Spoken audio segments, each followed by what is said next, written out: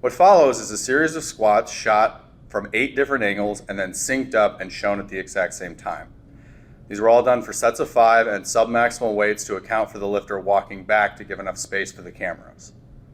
This is primarily for coaching so that you can look at, for example, what a side view looks like, and you can see the depth and confirm depth on that frame by frame, and then pause and see what it looks like from another vantage point and see what the effect vantage point has on the appearance of depth, the appearance of back angle, things like that.